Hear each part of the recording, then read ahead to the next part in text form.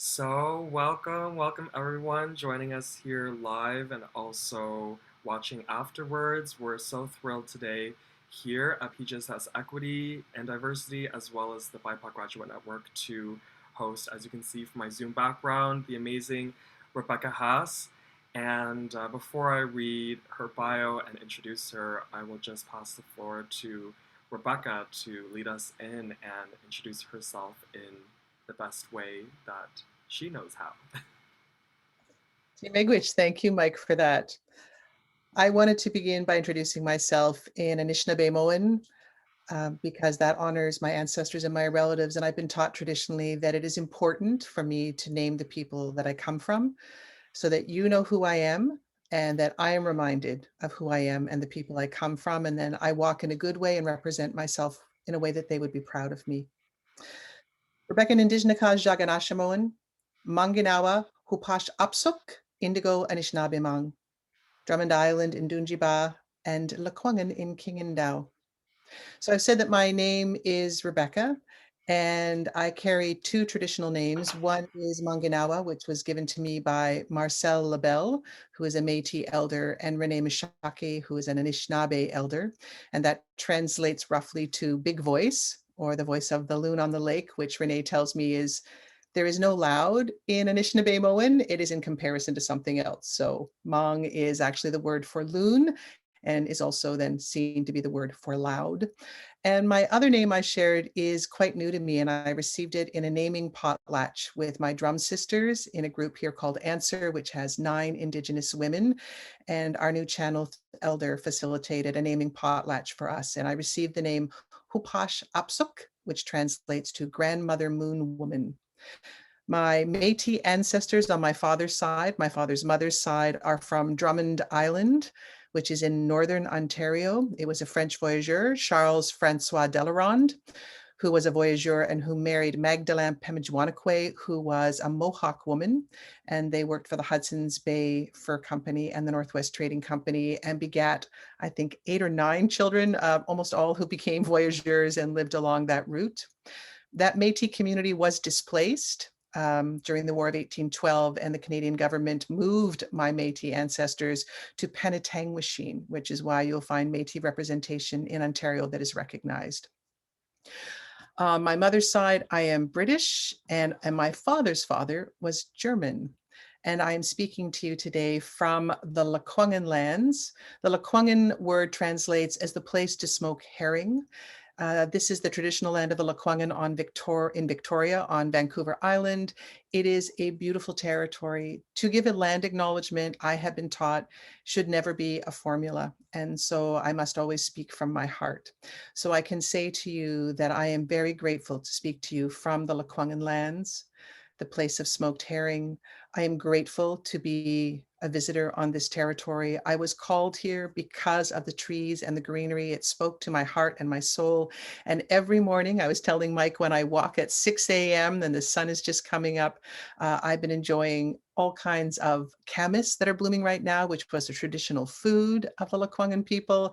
And last night, I had the most incredible sockeye salmon, which is actually from Newchannel land up on the Somas River. So this land is generous, and I try to be a good steward as I walk here. So Chimigwich for letting me have my traditional introduction. Thank you. Wow, beautiful. Thank you. Merci, Rebecca. How special. And it's so true because with institutions such as McGill, for example, we have our formula for land acknowledgement and we have it in bilingual capacity. And speaking from the heart as you just did, it makes such a big difference. And now I think we all want to join you in BC and experience your land. And I want to briefly acknowledge, not with my formula, that I am in Chichoge or Montreal, and the land of the Kanien'kehá:ka people, which I've been so blessed to be here for the past 2 years as I've been studying and completing my master's here at McGill in this special chapter. Beautiful land full of vibrant people and vibrant energy, something very special here, something from the mountain, I think. So it's a big pleasure to have you here and to be reunited with you.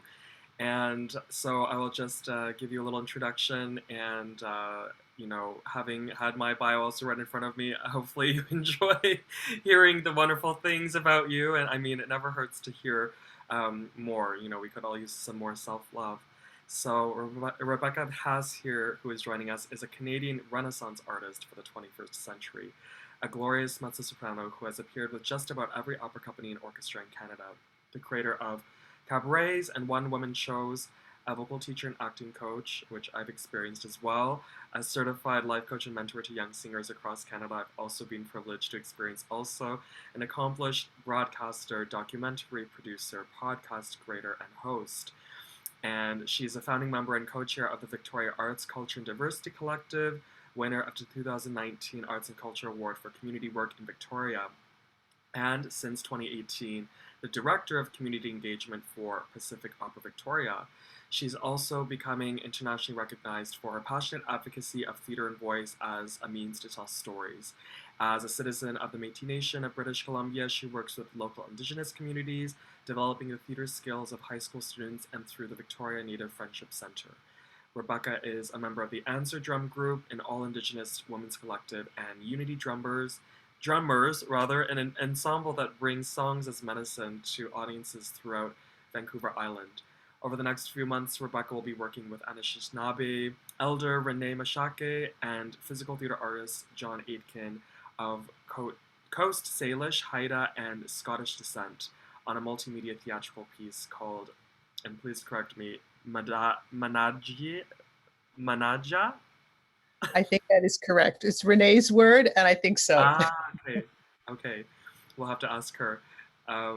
Which means to take care of our people in order to conserve them for a long time. It's especially meaningful during these challenging times we've been experiencing. So wonderful, very warm welcome to the, as you can see, multi-talented and warm and wonderful Rebecca Haas today. Oh, So, thank you. That is my newest and latest bio, and I think it does a pretty good job of capturing the number of things I do. I always find it hard to explain what I do because I've done so many things in my career, and I used to feel that that was a sign that I had failed at many things, and therefore I had to do many things. But I'm so happy to see our industry actually changing to celebrate what they now call a portfolio artist. So I find that in itself an encouraging shift. yes, or as the word you use, Renaissance artist. It's yes, and I think why I felt very connected to you and to your work because I've experienced this also.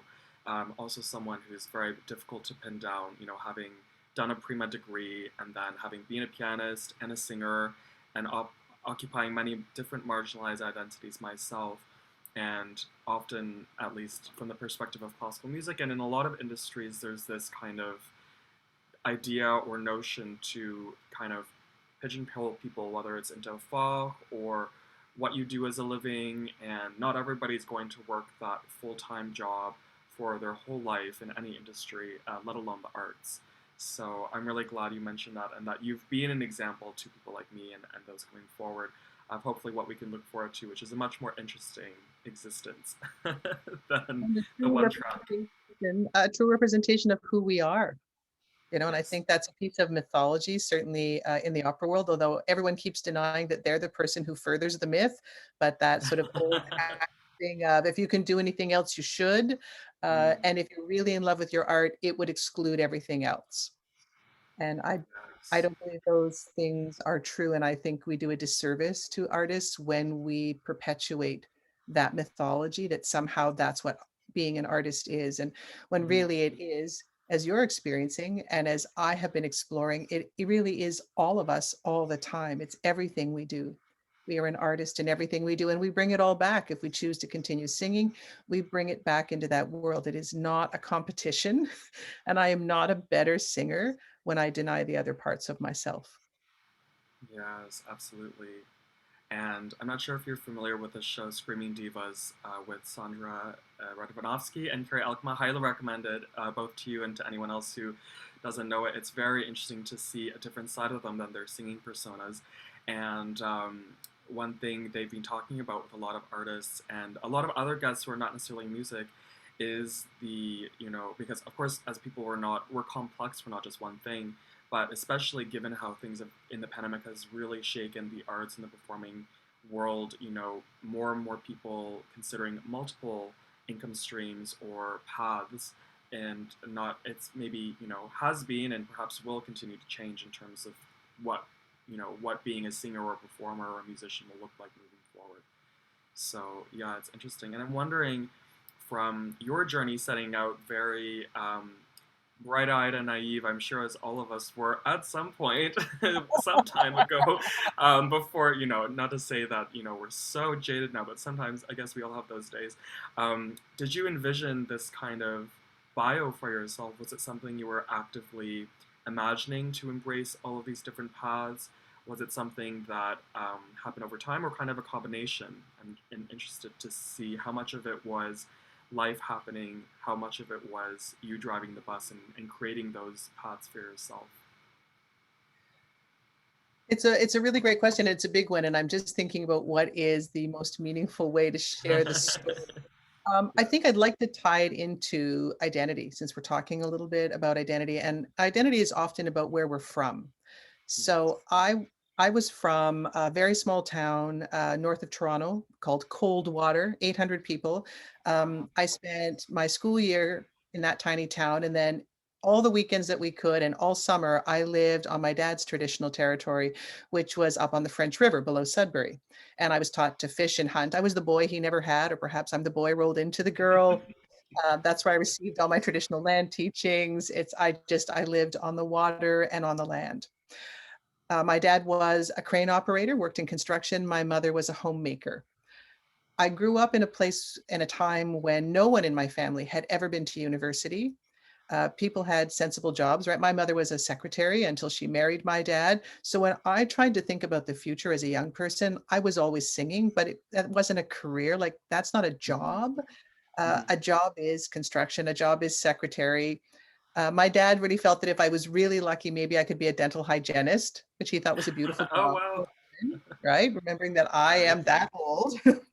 And I hated the dentist. And so I had no idea. What I used to do is I used to watch The Fifth Estate on CBC and Adrian Clarkson, who was a journalist Yeah. then. And I wrote them fan letters, and I used to Wow. fantasize about being a television journalist for CBC. So for me, that was the most out of the box I could think. I was singing in local shows. I'd started taking voice lessons because I was singing leads in local high school musicals, but that's not a job. And it was really the summer I was around 16 or 17. Our cottage burned down, and I couldn't go up north for the first time ever. And I was I was lost about what to do. And a summer program from Wilfrid Laurier University came to Aurelia, which was the adjoining town, and they Wow. were going to teach classical music in the day and do music theater shows at night, sort of dinner theater-esque kind of things. And I auditioned for them out of the blue. I had no idea that that was a crazy thing to do. I was in grade 12. They took me. I was the youngest person in the program. It was full of university students and young professionals in Toronto who were singing in Canadian Opera Company chorus. And that was the summer that I looked around and realized that singing was a job. It had just never even entered my mind that you could do that.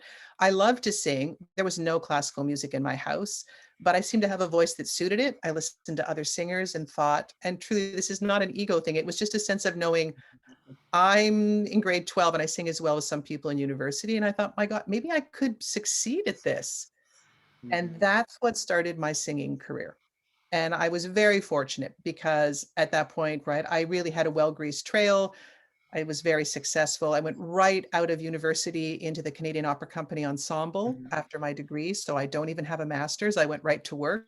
Also a very old model. People don't do that anymore.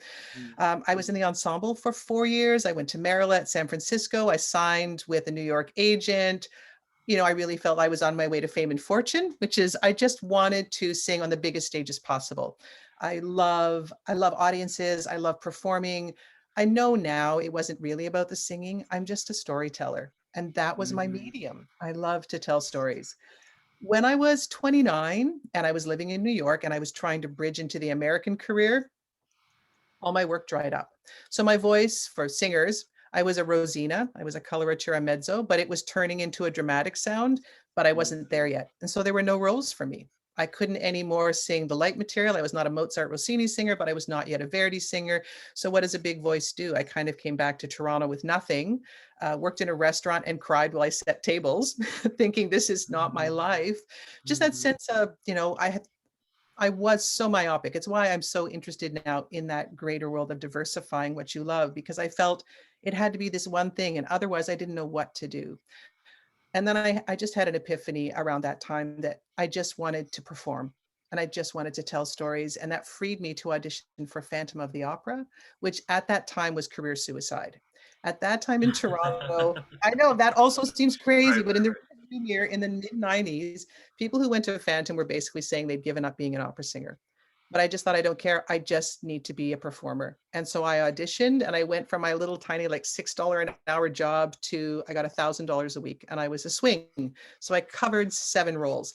That really started to open up my world. From out of that came No learning to kidding. belt and writing cabarets, which opened up my writing mind, which I'll be forever grateful to Michael Patrick Albano for guiding me through that Oh, process. yeah. Thanks.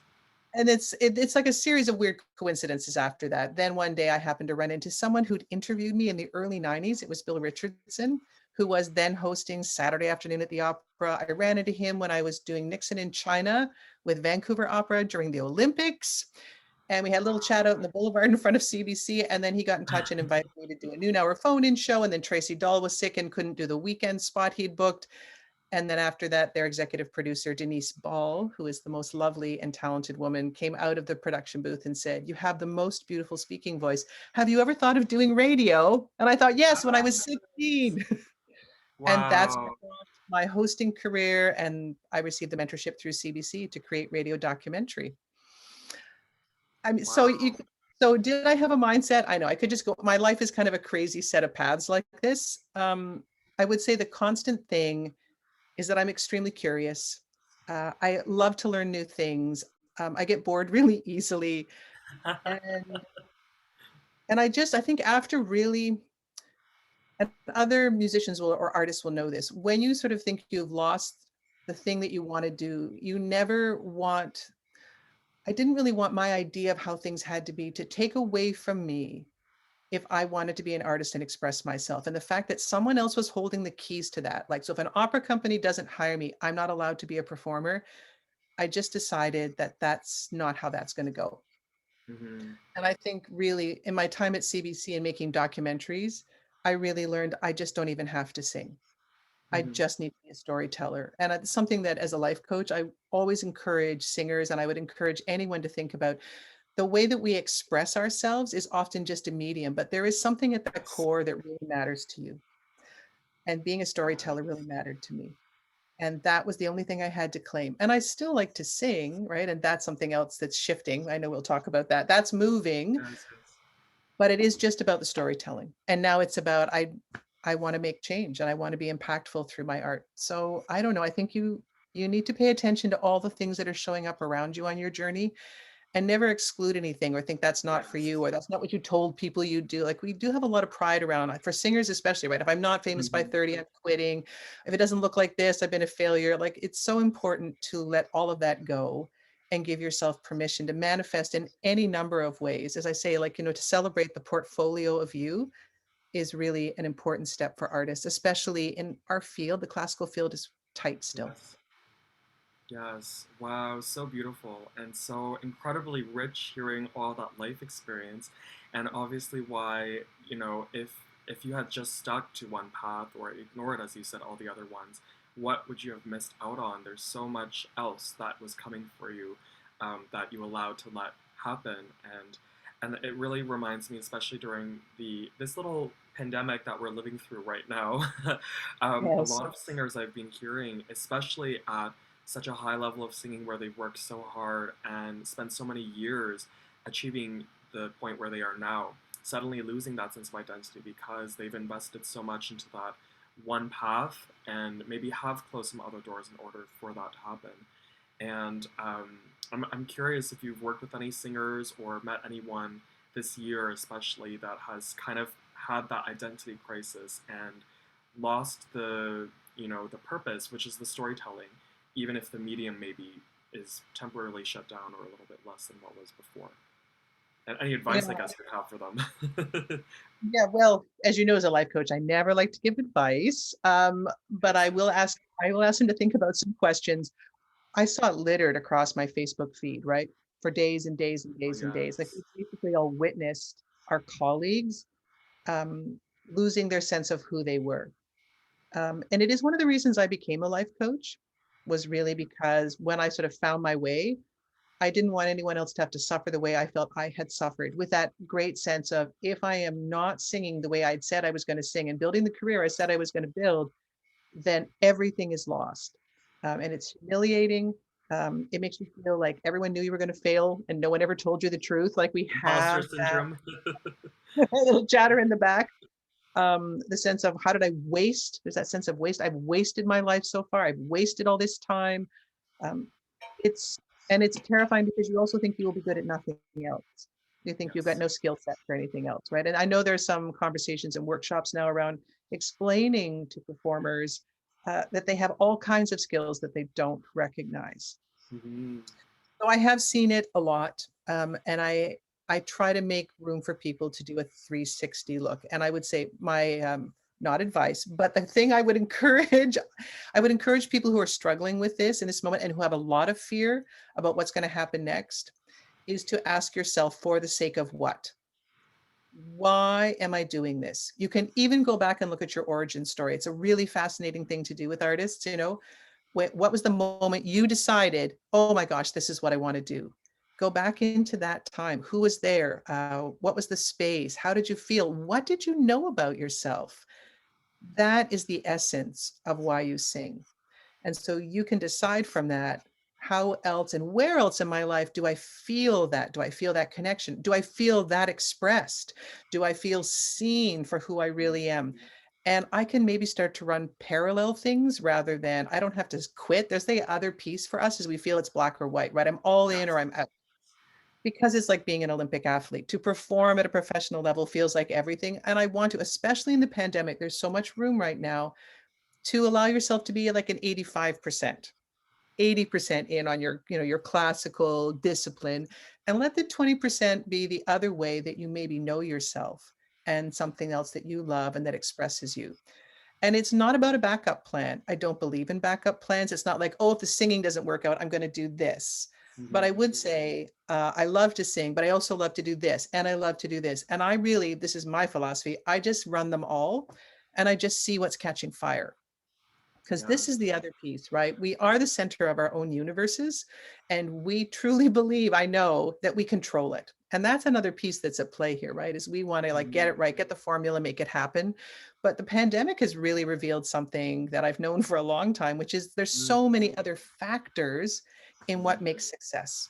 For us to move forward, we have to be seen by that right person, right? Or Tracy Doll has to be sick and not be able to do the show. And so I get called to do the interview instead. These are the things that we can't control. And that's why I think it's important to follow all these ideas and intuitions, because I just think the world is speaking to us all the time, and it's sending us signs about where there are openings and there's fertile ground. And if we get so concentrated that it's this and only this, we miss where there's already, like, there's soil waiting to be Hmm. planted in. And I think I spend a lot of time now thinking, if I love all these things, where are things growing in my life? Where is there energy being generated? And where is there none? It won't matter how hard I work at this, I cannot get this to go. So it's okay for me not to quit, but I could let it have less energy for now, and I could water what's growing that also feeds. Does that make sense? Yes, A lot of absolutely, metaphors. absolutely. No, it's beautiful, but in the same way with especially learning voice, it's a lot of also, visualization, and almost it becomes very philosophical, because sometimes it's not just, it's, especially, having trained as an instrumentalist, lifting this finger one, it's understanding the approach, and sometimes it's a mindset shift, because, the voice, it, you know very well, of course, and we all know, even if we're not singers, it's so tied to our emotion and our mind. And it's sometimes that little piece, and that's why it's so fascinating where you have this experience with life coaching, because it is so tied. It's very much in terms of the mindset, and that block sometimes it's just holding us back rather than the actual instrument. Yeah. Because the instrument is us, you know, and you hear Yes, singers, we and are. especially you can listen to old singers talk about the voice, and we laugh about it. Double check. love OJ, but we need to separate. Otherwise, when people don't hire us, it's like they don't like me. Yes, Not yes. whether or not I was the right voice for that, but it's just like, you don't like me because my voice is me. It's extremely personal for us because we carry it as part of our identity. You're quite right. And it is a difficult thing to start to separate. Yes, and a lot of parts in my life because I notice, especially like even with this PGSS role, when I have events and it's especially about issues I'm really passionate about in terms of my identity and or my community's identity, you know, and people are not registering or people are not showing up, things like that. It's there does take that separation. Otherwise, it does feel like something personal, and a lot of times it isn't. It's just yeah, it's just life happening and if we're doing the right thing and it resonates for us, that the experience of it is more important than the number, the et cetera, et cetera. And especially now being online, we have so much of the virtual world with, you know, likes and this and that, and we're not as much outside, so we can, you know, live a real life and not pay attention to those things. I think that's really been playing with people's heads and perceptions in life. Yeah. But I love as well too that you're so open and humble and in terms of talking about, I hate the word but failure, the F word. and and I think about my own journey too. I started singing because I had been applying to med school, wrote my MCATs, and sat there, you know, unhappy with the whole process, and then was rejected by all the 8 med schools I applied to. And then I sat there and thought, you know, back to the drawing board, because again, I really resonated with what you said. I had put all my eggs in the basket and thought, this is what's happening. And it wasn't something I necessarily wanted, but at the time I thought, this is what I'm going to spend my life doing. And of course, when I do something, I really put everything there. So, but I had really closed a lot of other doors, and it was a real process. And I'm so grateful now looking back in terms of my journey as a singer and all of the people and things I've experienced, how grateful I am that that moment happened, because then it allowed me to do that 360 or maybe 365 turn and, you know, take stock of my life and yeah, open myself up a little bit more. And, you know, so I'm wondering if you can speak a little bit about that process of dealing with that and dealing with other artists, singers, and others that are dealing with, because it's not just artists, but there's a lot of people who got laid off or are switching fields or having to find new work and kind of doing a shift. And you know, of course, life is not always going to be a ladder of, you know, wonderful things happening. There are certain setbacks or challenges that force us to take stock, you know, continuously. And I'm wondering if you could talk a little bit about that as well in your experiences. Yeah, absolutely. There was a time I'm going to tell a story. See, I said I like to be a storyteller. So I think this story will. Now's the time. When I was training to be a life coach, part of that process is also right to have your own life coach to Yes. experience what it is like to receive that. So I was engaged with a particular coach out of Vancouver, and I was in my early 40s, and I'd moved out here. And I was teaching a bit, but not loving teaching. My performance Mm, career was like, I had like one, maybe 2 gigs a year. It was a bit dry. And I just started to feel that sense of every time that I would talk to colleagues, I would feel like they say, "So what are you doing next? What are you doing?" And I would right. feel that incredible sense of embarrassment and failure, right? Of like, I The don't have anything. pressure. Yeah. It's a terrible feeling, feel incredibly exposed, feeling not worthy. And I just thought, I don't want to feel that way anymore. I don't want to apologize for my career. And so I thought, I think I'm just going to, that's it. I'm going to quit. So I had this great coach, and it's an exercise I passed on to people. But she said, I think you need to have a funeral for your career. I think you just need to bury Ah, it, wow. let it go and move on. Right. And so she said, go back through and think about a funeral. You're going to give like a speech. You're going to sort of, pay honor to this career, and you can bury it. And so it was a huge thing for me because I just did not want to let it go because it meant so much. And yet it was torturous to carry it because I wasn't doing it. And I didn't want to have to talk about the fact I wasn't doing it. It's just like every day waking up and feeling like I'm a failure, I'm a failure, I'm a failure. And I don't know what else to do other than this. Mm, So I set about making this funeral that I was going to burn or bury all this stuff. And as I went back through, I'd had 2 European audition tours. I looked at postcards. I looked at backstage pictures. That's when I really realized that my life was not about success. My bunny ears, success. mhm. And I think that's that's something we need to grapple with is our definition of success. Yes. And when I looked back at what I had lived, I had loved all those things. If I hadn't been a singer for those years, I wouldn't have went to Germany. I wouldn't have went to those churches that I loved, all that, Renaissance Baroque artwork. I wouldn't have been to all those museums. I wouldn't have met these amazing people if I hadn't sang in this city or this city. And then I began to really reframe and really re-understand all the things I loved about my life and this idea of success and my resume, right? The writing of our biography. I have sung here, I have sung this role, so therefore I'm important and you should actually, I feel successful, you think I'm successful. It allowed me to let it all go because when I finished, I said to her, I don't think this is a funeral. I really don't want to bury it and I don't want to have to close the door on it. I Right. can actually see that my life is more than that. So I think, in a time when we're having to reevaluate, and as we've said, we're so tied up in our careers and our idea of success, I really invite people to think about what success is. And Yes. living a successful life has been revealed in my own journey, just for me, that it's about living the things that matter to me. And that's a value based system, which isn't a good or bad thing. It's just, I know my recipe now. I need to be Nice. creative. Lots of ways I can do it, right? I need to be involved in a meaningful way in my community. Lots of ways I can do that.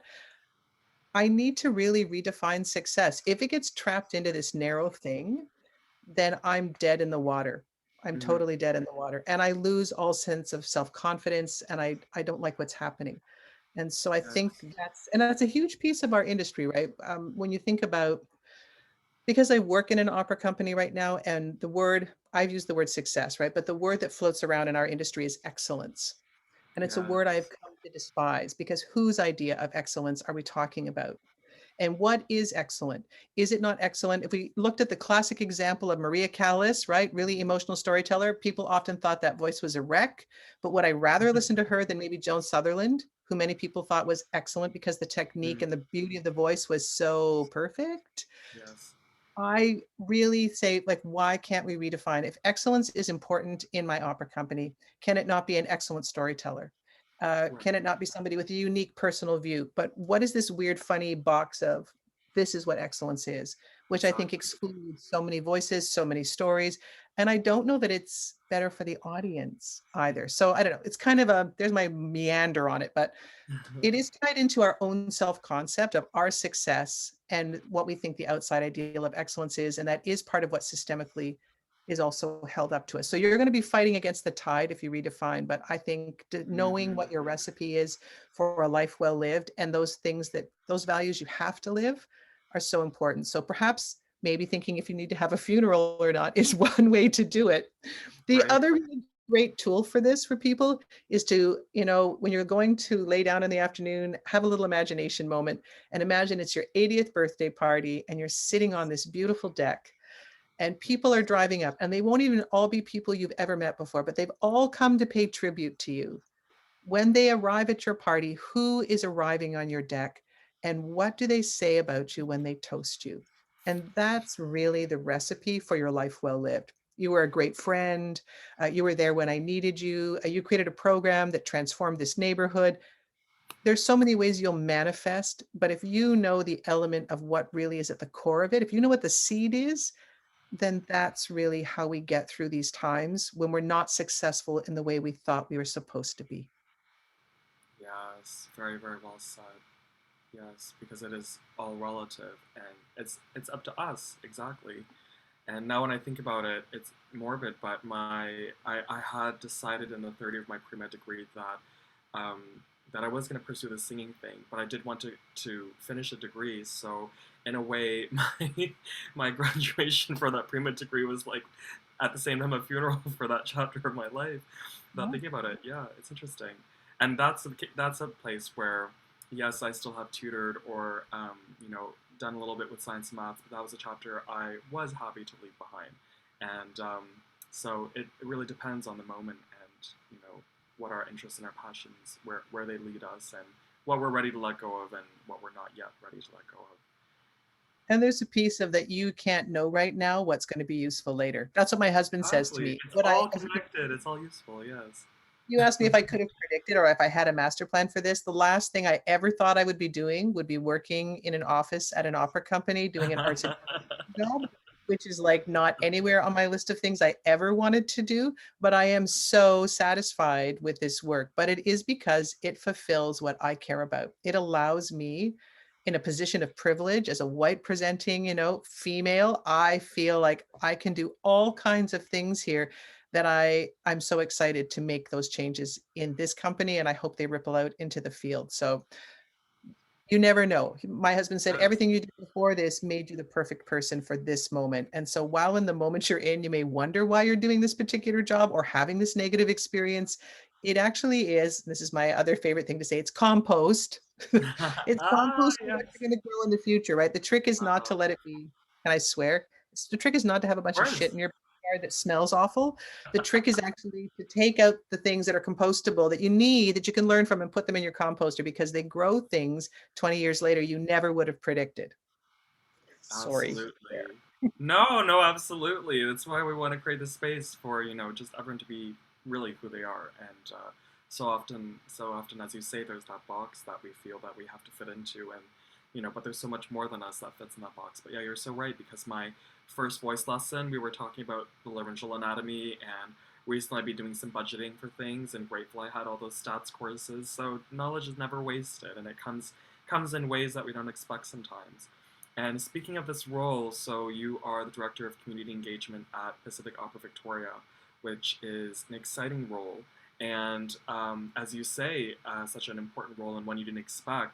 I'm interested to know how this came about, and what interests you in this role, and yeah, if you could talk about this impact that you're making with this company, because I'm hearing and I'm seeing incredible things such as the civic engagement quartet, and yeah, even during the pandemic, there's so many amazing resources and things happening that are even reaching communities outside of BC. The one gift of the pandemic is now we're all digital, which the Yeah, company would have exactly. never had It's the been a resources. tremendous gift as well. Yes. All right, so this is a great thing for me to drive home in this interview, is you never know where things are going.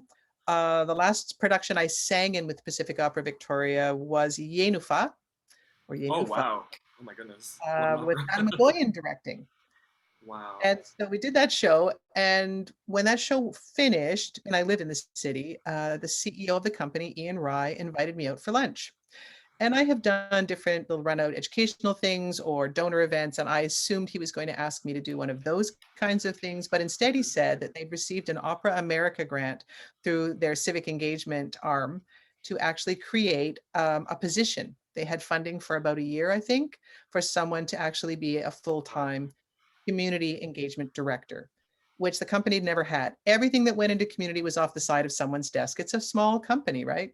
We do really nice work here, but we're not particularly large. And Yes. I never thought of it. But he said, I need someone who actually understands opera and knows opera and loves opera, but who has some sense of social justice.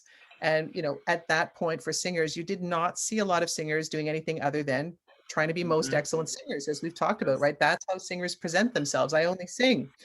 Uh, and he was aware that I was a Métis person as well. And he said, they want to make ongoing relationship with Indigenous community here, because I had workshopped missing before it was actually a finished Yes. piece in the Yes. spring. So I said, maybe this would interest you right now. So why don't you think about it? And I had never thought about anything like that. But I thought, what the heck? I'll give it a go. Like, there seemed to be some elements I'm interested in. It was a new field for me. I confessed I couldn't do a budget. See, I need your skill set. I don't even balance my own checkbook. I sort of said, I won't be able to budget and I don't know how to do that. And he said, oh, we'll help you with that. And I'm like, and I can't barely do Word. And he said, it's fine, we'll figure it out. But that is what opened the door. It started out, I just started part-time. I had a lot of freelance work, obviously, right? I'm used to generating work out of 7 jobs. So it took me about 6 months to clean my calendar out.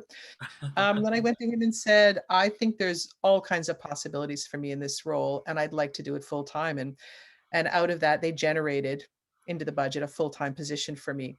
So it emerged out of a strange opportunity that I said yes to and thought I'd see where it would go.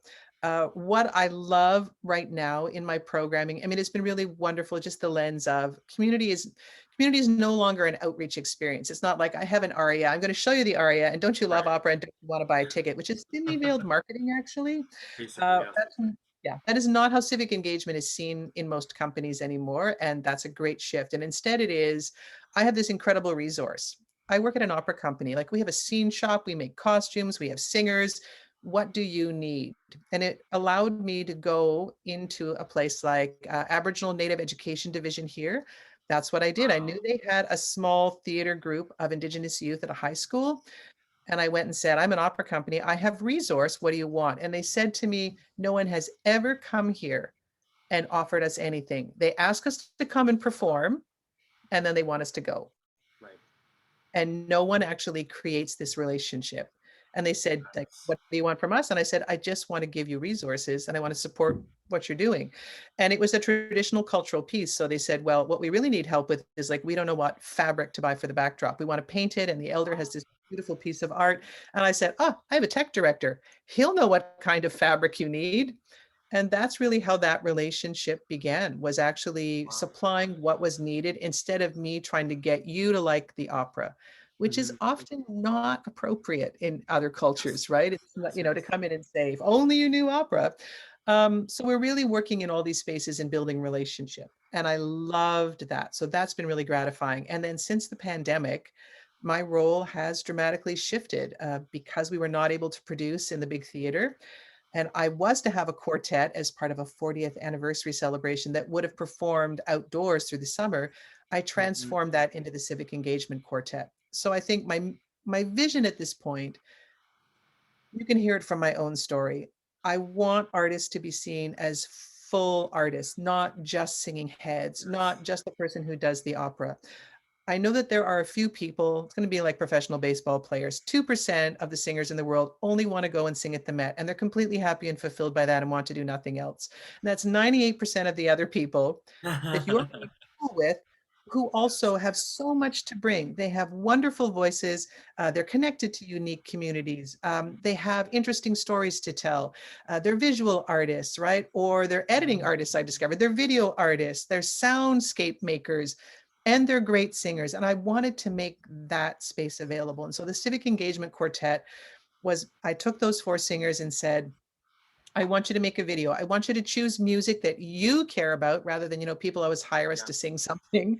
Yeah. Choose something you love, a story you want to tell. You shoot the B-roll film, you decide the images, and I will supply the budget, right? So we have this much money, Right. and let's put it together. You've got 15 to 20 minutes. And they initially were horrified because no one has ever asked them to do that, right? Right. It's intimidating, when you suddenly have the carte blanche. Yeah. Yeah, suddenly it's not like, could you sing this aria from Magic Flute the way that everyone has sung it for 30 years? That's your goal. No, Listen to it on YouTube, and yeah, exactly. Cookie it cutter, was copy paste. I know it was unnerving for them, and they have told me that, but I provided training in devised storytelling, moving from theater to film. So we gave them resources and just encouraged them to follow their hearts and their intuition. And that was so gratifying for them. But I just sort of had that Yes. moment of going, this is exactly what I want for artists. And Yeah. there's many ways we can manifest it. And that was my choice in the fall. But I want to make opportunities for artists in ways outside of main stage singing. And it is Hmm. nothing against main stage singing. And you might like to do both, or maybe you actually want to manifest in a different way. But I want us to start to acknowledge that we are producing in universities amazing artists, and yet Hmm. we only ask them to come and do one thing.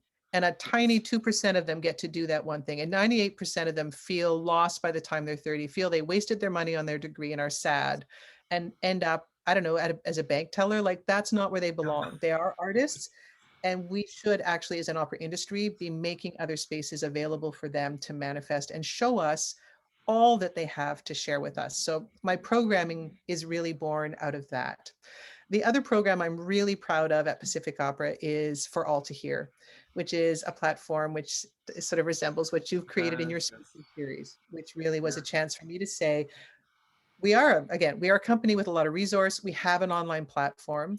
if you identify as Indigenous, Black, or as a person of color, and I think I may enlarge it this year as well and say, if you feel you're from a marginalized Hmm. place, tell me a story you want to tell. You get to decide how you want to tell it. I will provide resources and we will share it on our platform to amplify your voice and let you be seen and heard. I'm not interested in mining Beautiful. people's pain. It's not meant, please tell me your most traumatic story. Yes. It's whatever you want to share with me. If you whatever you want to share, however you want to share it. I just want to encourage singers to see themselves as full artists. So the job has been transforming. I love it. I think I couldn't be much happier than I currently am. I'm pretty lucky where I'm sitting. Amazing. Well, that's the goal. Yeah, to live life with passion and joy, and to really find what that calling is and to embody it. And I must Yeah. say, I'm very proud.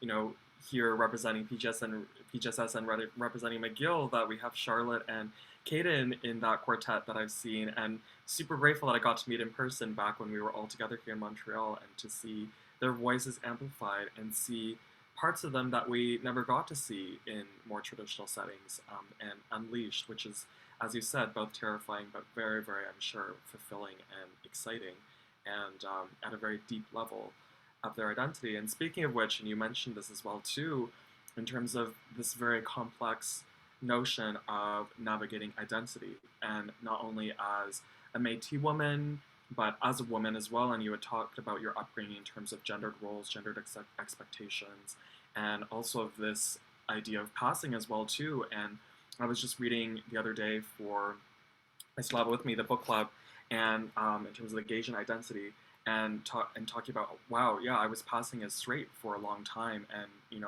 hiding that part of myself because it was convenient, or it was less scary, or it afforded me more safety, etc., etc.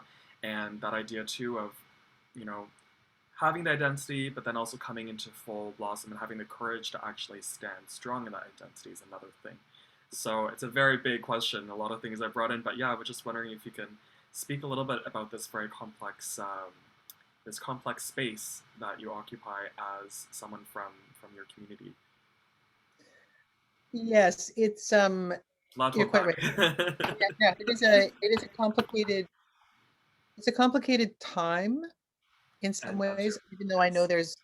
there's people are making space for this, but it also feels yeah, it feels complicated and challenging. Uh, yeah, I'll talk a little bit about my Métis background. And so I want to be completely transparent to say that I did not always know that I was Métis. It was a family Wow. secret. My granny had only ever told people we were French.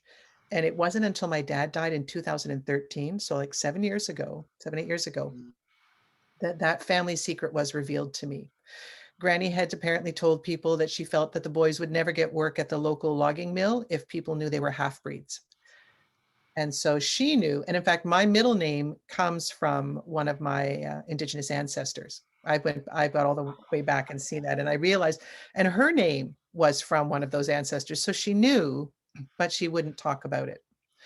And mm, when I found out, it really, and I made a CBC documentary about it wow, yes, called yes. Culture in a Card, because that really became the question for me, right? What is it to identify in any of the ways we identify? What is that? There's a series of words and people see us a certain way, but to have the bravery to identify, actually, I have to feel it in my blood, right? I have to know it. And I've really come to, over my 8 years in this, I've come to realize that culture is a way I walk. And that is how I've been able to go forward with it. If I had only received my Métis card because I could trace my ancestry back and I could show the blood lineage, and that means I fit the box the government made, and then I get this card. Um, it really, I really wouldn't have probably said it out loud the way I've said it and the way I now sit in it. It was really, I went back to Ontario and I met elders, and it Mm-hmm. was Marcel Labelle, who I said gifted me my name, and Renee Mishaki, and my cousin Ed Haas, who really lives very culturally as a Métis. And it was uncovering all the teachings that I had been given by my dad and realizing that although I never had the word for it, I really was walking in that way, and that really Mm, was who I was. Saying it mhm. out loud right now is a whole other thing, and I worried, quite honestly, Right, right. after Of having course. had a long, successful career as one version of myself, that people would Yes. feel I was opportunistic, Mm, that I was going to take grant money away from deserving Indigenous people, that I was identifying for ease. These are no one has ever said this to me, but this is the tape I heard in my head, like, "Oh, now it's wicked, fashionable." yes. Yeah. Oh, yeah, Now oh, it's yeah. fashionable, so now you're gonna say it.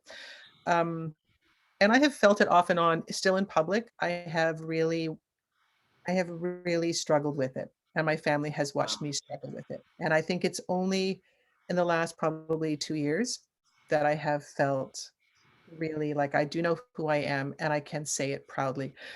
But it has a lot to do with I stepped away from my classical singing because I didn't know what to do with that voice anymore. I just felt like that's Mm, my colonized voice. right, I right. fit into a European model, like, what is more European than opera? Of course, of course. And so I decided I would only sing music that spoke to me, that I felt culturally connected to. And so the 2 drum groups that I sing in became often the only place I would go and sing, but then I have the complete wrong voice for those, right? I have this trained voice and I'm trying to dismantle it. But as classical singers know, then it feels like I'm ruining my technique. It was such an interesting process of me making space for all of those things. And so I've unraveled it for 2, 3 years, saying no classical music, stop taking lessons, stop performing, Right. worked on my regalia, worked on absorbing teachings that I was gifted, and worked in my drum groups. And in the last year, I have felt like I remember totally who I am, and I can start to Yes. weave both those pieces back together. And I owe a lot of that to my Anishinaabe elder, to Renee Mashaki, who said to me that the Anishinaabe always had music and it's always in the land. And we had it long before it was written down. And I have many Anishinaabe relatives. And so I used to sing all the time when I was a kid. I used to sing walking to and from school. That's how I started singing. I made up songs. So I started again making up songs that I would hear when I was out walking my dog at 6 in the morning Right. and taking those to him. He would provide language bundles, which is what you heard in the Yes, introduction, right? yes, He's giving yes. you that with Manaja. He is a fluent speaker from Ireland.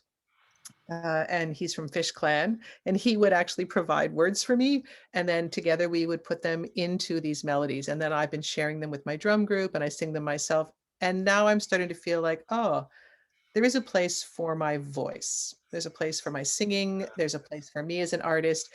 And I have started very quietly to take a few voice lessons again. But Wow. I will not go back to European canon. And I have nothing against the European Yes. canon. I work for a company that creates it. Right, right. But for me at this stage in my life, I just want to sing what speaks to me. And Yes. I want to shift that. I want to shift that. And I think this is a time for it. I have several friends who are Indigenous composers who've spoken to me about things they're thinking about. So I think there's places for me to do both worlds. And I know I've just, like a year ago in the pandemic, I was lucky enough to be a creative director on a piece that was meant to be a theater piece involving all kinds of Indigenous local community, many Yes. nations, all with little pieces about Mother Earth. And when we couldn't do the theater piece in May because of the pandemic, it moved into film. And I was a director and not a performer in that piece. But then I had Right. this song I come to me. And so I spoke to the head director of it and said, I think I'd like to be part of your video project. And what I created, I took the aria Ombra Maifu, which is Handel's aria, Mm, which is all about a beautiful tree. And yes. I thought, I wonder if I could dismantle this.